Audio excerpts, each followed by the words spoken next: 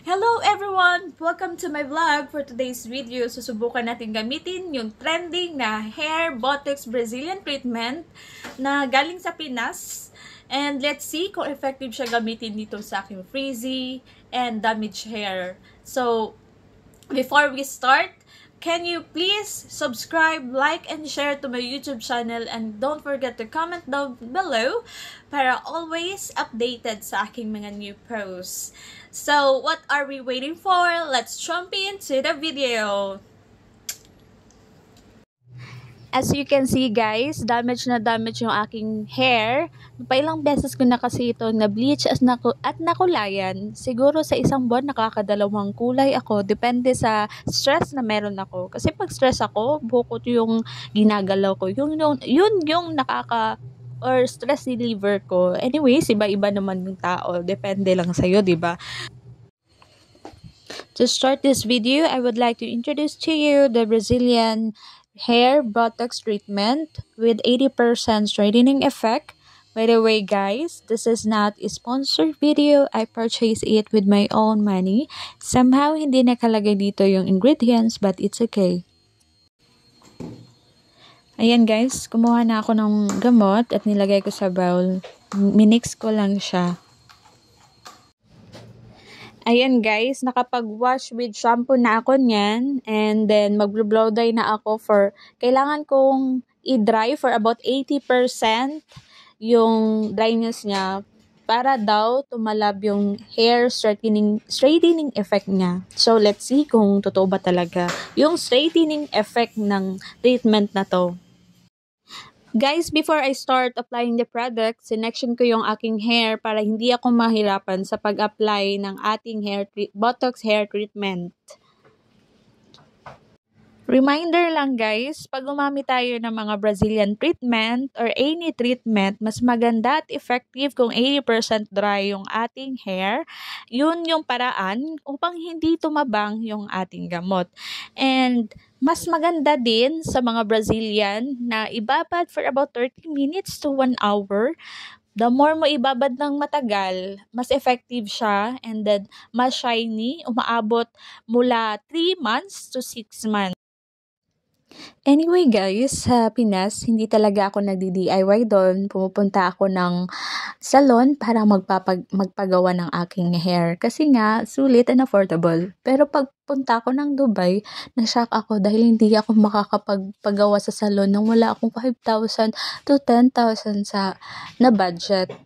Hindi ko kaya at hindi ko afford yan. Kaya nagdi-DIY ako. Kasi nga, sa mahal yung cost of living, yung pera na igagastos ko sa papaganda ng aking hair, isasend ko na lang sa Pinas. Happy pa ako. And then, kaya ko naman mag-DIY kasi nga, dati na akong salon worker for about 5 years na. At alam ko yung mga process kung paano gumawa ng aking hair.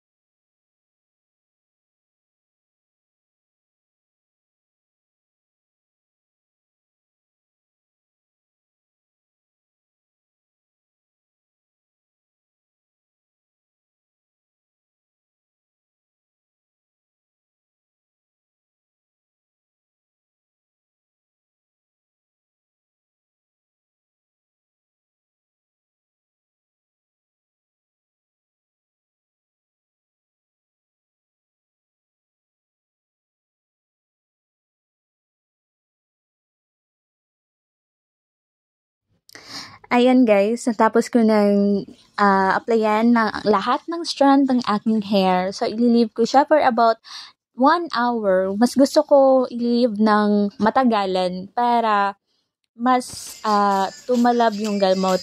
And anyway guys, hindi naman nakaka-damage yung hair treatment or nakakasunog ng buhok ng hair, yung hair treatment. After 1 hour na pagbabad, blow dry ko na. According to the product, i-blow dry mo pagkatapos mong ibabad. Hindi pwede na i-rinse yung hair. So, kailangan dito at least 80% dry para hindi tumabang yung ating gamot.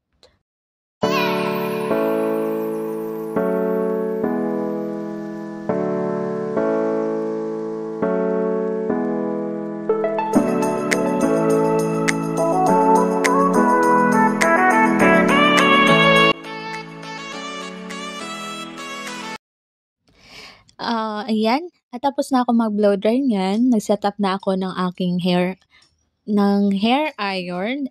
Anyways, sa hair, pag bleach yung hair mo, katulad ng akin, yung degree or temperature na gagamitin mo is starting 160 to 170 degree.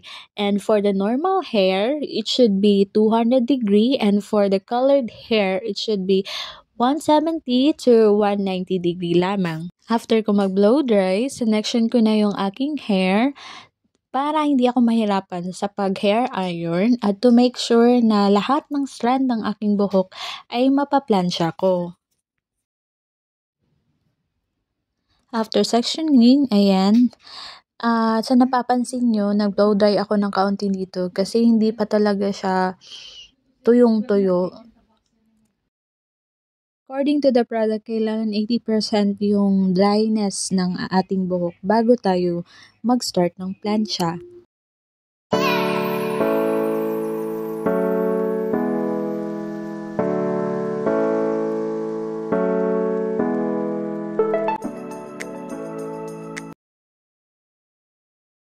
Ayan, nag-start na ako mag-hair iron yan. Sinusuklay ko muna bago ko i-plansya.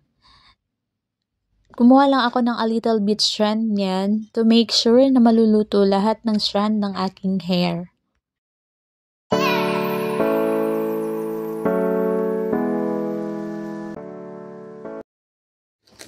Just continue hair ironing and later on, nakikita nyo na yung result. Ganyan talaga. Pag gusto mong gumanda, magtitiis, ganda ka talaga.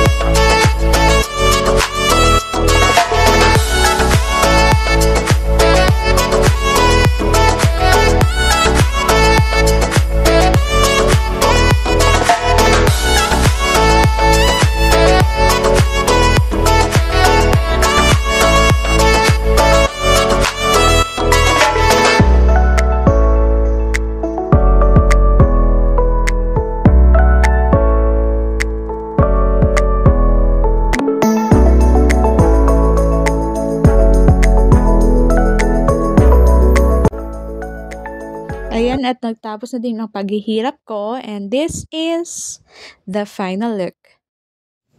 So guys, this is the final result. As you can see, sobrang smooth, silky and shiny yan sa hair. Bagsak na bagsak. Para akong nagparban. Comment ko sa product na to.